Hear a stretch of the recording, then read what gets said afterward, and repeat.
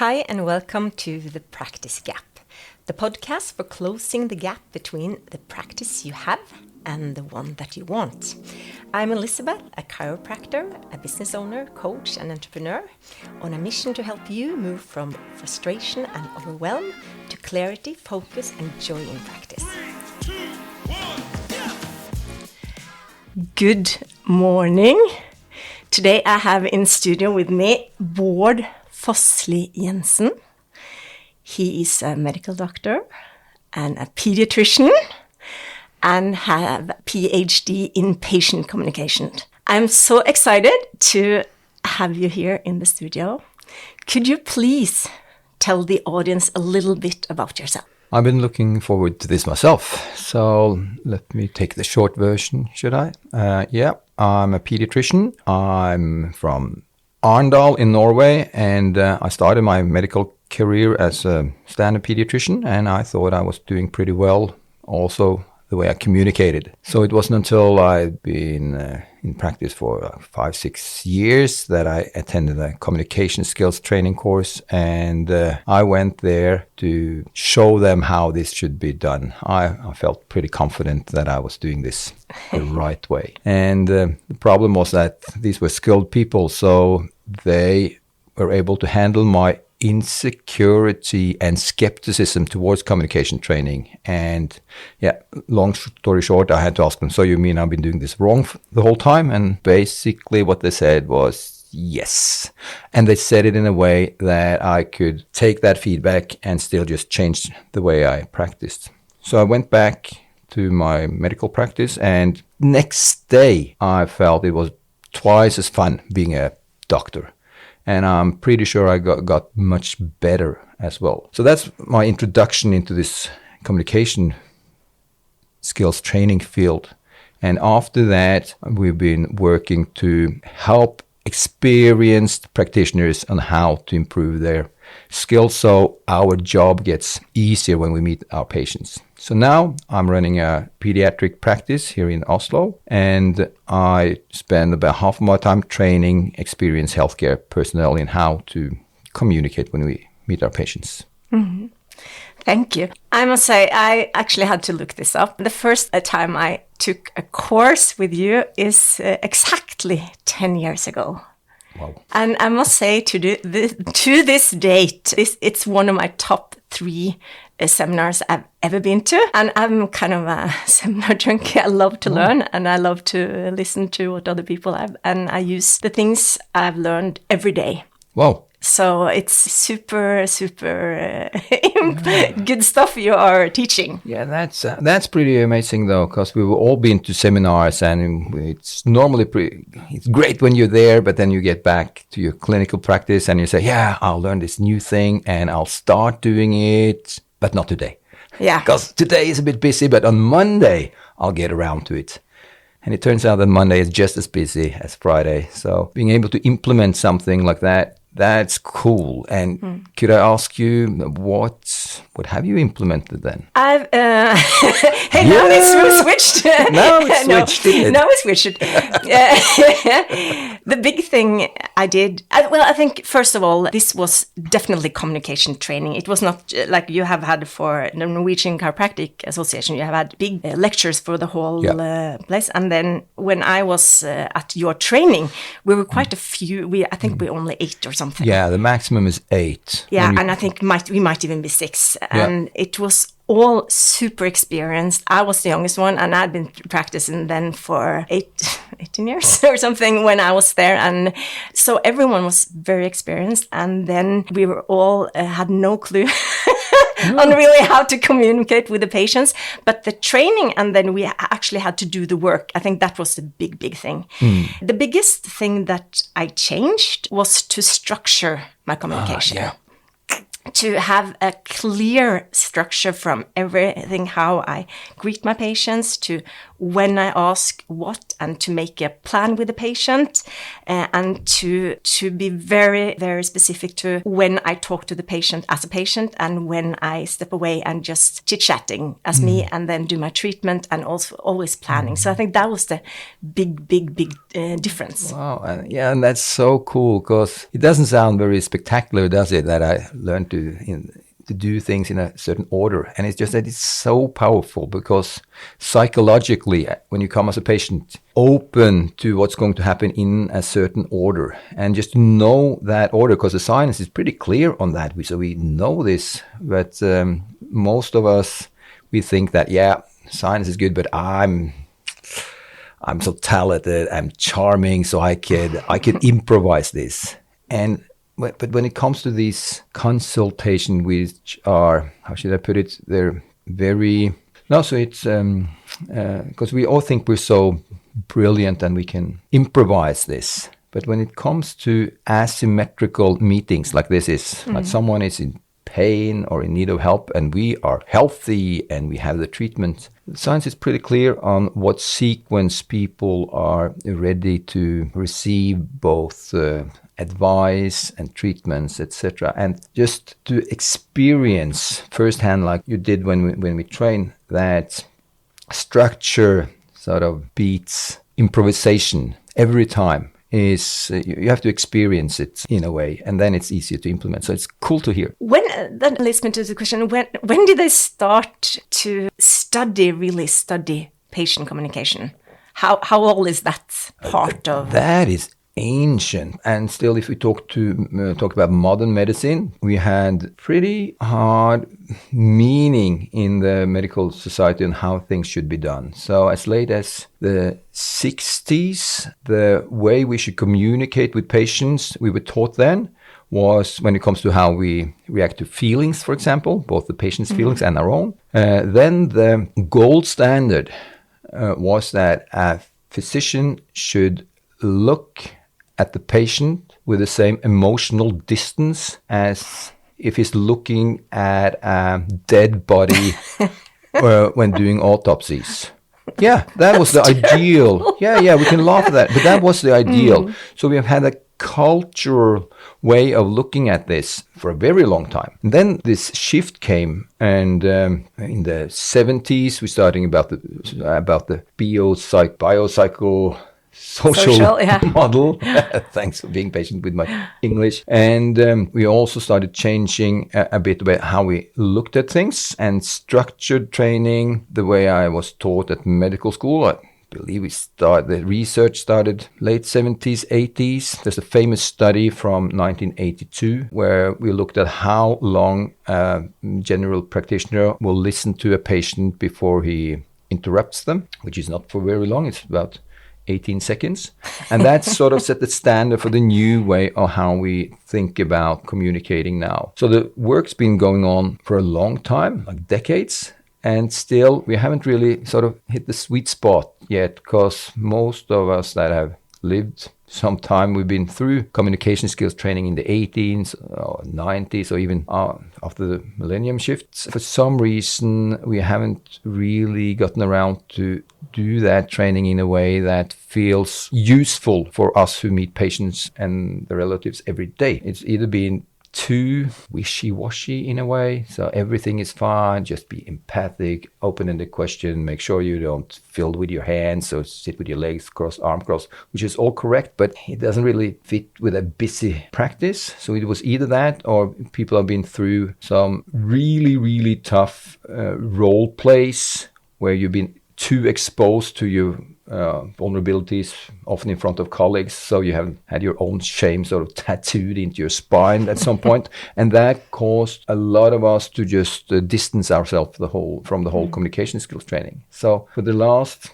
like you said, 10 years, and a bit before that, we've seen that we have to approach the skills. We know the skills, how you should structure your consultation, and the importance of empathy, and how important it is to be interested in what your patient is actually thinking and feeling. We've known that for quite a long time, but what is a shift now lately is that we take it much more seriously, how vulnerable we are as healthcare professionals when we're getting feedback. Oh yeah, it's terrible. I mean, it's really, that was the tough part. And it's kind of very hard when you are not a student anymore and you are an adult. Worse. It's much worse. Even worse. People think, yeah, come on, I like feedback. No, you don't. It's terrible. We don't like feedback. We like when people say we're good and boasting about us. That's what we like. So, and that was 10 years ago, and we were only 6, and you can still remember that. So that says something. And I practice a lot on how to make this a safe place to practice. And still you can feel your heart rushing and palm sweating, even in that safe environment. So that's how we handle that. That is a lot different from what it used to be. Just 10, 15 years ago. What made you decide to take a PhD in patient communication? Yeah, because that definitely wasn't the plan. I can tell you that. Because we had behavioral science and med school, and I wasn't very much fan of that. I can tell you that. I wasn't the most skeptical ones, but I was like on the lower third. I thought this was just politeness put in a system in a way. It was just like academization, if that's a word, of common sense. So I was pretty skeptical. That was my take on this for quite a few years. So I practiced as a pediatrician. I think I was doing quite well. I mean, hardly anyone complains, right? You have to really screw things up if people are to complain. Again, because of power between the patient and the practitioner. And since we're all polite and normal human beings, we think we're doing well. So I was practicing like that for several years. But I could also feel that my patients, I don't know if I should say that, but I felt like my patients was more like turning into a gray mass. They would just come in and going, and I caught myself talking about my patients. Like when things went well, I would say, yeah, of course it went well. Like I did a good job. But if they weren't that happy, I'll just blame it on them. I'd say, yeah, that dad in room 13, he's so difficult. So I'll take all the success on me, and all my failures, I'll just put it on to the patients. That was one thing. And I also caught myself saying to colleagues, what are they doing in my emergency room?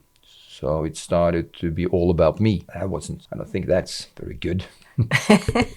So that's one thing. And then we had this communication invitation dropped in my email one day at work. And I saw that they wanted to test some communication skills training for experienced doctors. And I figured this is my time. Because I remembered when I was a student, I was skeptical and no one really listened. But now I had experience, so I figured I'll go to that course and I'll tell them a thing or two. So I went in there with that attitude. And the only problem was that these were very, very skilled. One of the teachers Richard Frankel was one of the authors behind that original article from 1982 with the 80 seconds. So problem was that these people had met doctors like me before. So they handled that almost cockiness, and which was actually a vulnerability, right? They handled that so well. So I went back to my patients the next day, and it was just twice as fun. So that was the introduction to that. Well, I go, wow, because I remember that they had taught me some of this at med school. I just wasn't open to it then. So I carefully started asking my colleagues, how do you deliver bad news? Could I ask you that? Or how do you handle someone who's skeptical to our treatment plan? And it turned out that no one had plans for this. They all said something like, you have to treat everybody differently, and it comes with experience, and you just have to make them relax. Like advice that it's basically useless. It only means you have to be like me in a way. So that's when I figured that, wow, it's been like academic robbery in a way, where the science is so clear, and the scientist has researched and written books and articles using the clinicians for that, but not giving it back in what is practical in a busy hospital. And then we started thinking we have to package this so it can be useful for us again? And that was the introduction to this. And as I was thinking about this, I got a call from Professor Pål Gulbrandsen, who took the initiative for these skilled people to come to Norway and see if our culture could learn something from the American way of communicating with patients. Gulbrandsen called me and he said, "You were on that training course." Yes, I was. And I figured, now I'm being too negative or something. And he said, "Yeah, and you were a bit skeptical, weren't you?" Yeah, I had to admit that. And he said, "Yes, and that's part of the trouble we've seen in communication skills training, that we can't really get the skeptical people or doctors on board. And still, it seemed to me like you learned a thing or two. So if you're interested, we have this Ph.D. program that we want to implement now. If you're interested, I would suggest that you at least apply for that." And I had to tell him, wow, that was unexpected, because it wasn't in my faintest plans at all from what I was about to do. So I had to ask him, can I have some time to think about that? And he said, yeah, of course. How long do you think you need? And I said, I think I'll need 15 minutes. I just had to ask back home because it just felt so right, finally. And that started that whole process. And pretty soon after that, when I got more skilled in this, I felt my patients coming back to life in a way, in colors and 3D. And instead of saying, what are you doing in my emergency room, I could really catch myself thinking, wow, how is it possible to be that scared of something that is so safe in a way? So it sounds like you actually started to see the patient. Yes, instead of myself. Can you remember what you did you said like you went to the training and that first day after coming back, can you remember something you did different, like the big thing you changed? Yeah, it's different in many levels. And the big difference was basically a mentality shift, because they wanted us to practice something as easy as the structure was important to me as well. To understand that, okay, you're not looking for instant trust, that people should trust you right away, because that takes some time, at least a minute or two for people to trust you. So our ambition in the first seconds is simply that people to relax a bit and maybe think that you seem like an okay person. That's the ambition we have. So that was new to me. And then we should start practicing something as easy as small talk. And I was skeptical to that. Because it doesn't really come easy to me. And so I voiced that and I said, but that feels a bit unnatural to me. And they said, okay, so it doesn't feel natural for you to talk about the weather? Or no, it really doesn't. So I've always skipped that, and I'm a bit more to the point. And then they say, okay, so thanks for saying that. And then we have a surprise for you. And I didn't expect that. And the surprise was that, okay, I said, yeah, what's the surprise? They say, yeah, because it's important that this feels natural to you. They say, yeah, well, the surprise is that this isn't about you. And that is, so just understanding that it's not about me and what I feel natural or easy or what I'm good at. It's about very specific skills.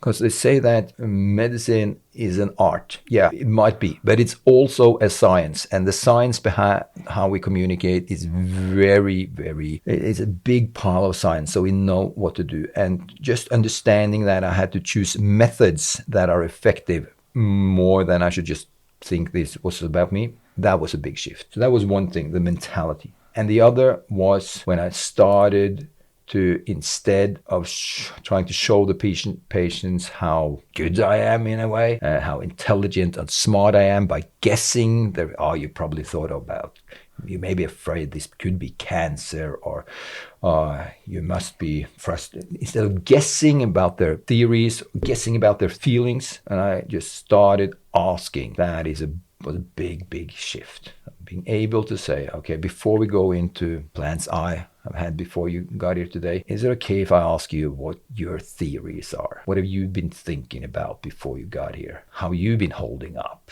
Being interested in their thoughts and their strengths and their feelings. That was a big shift. Good. I'm going to have a little pause here, and I'm going to sum up a little bit before we go on to the next theme. So if I sum up a little bit, it started, well, you started becoming really interested in patient communication kind of by accident. Yeah.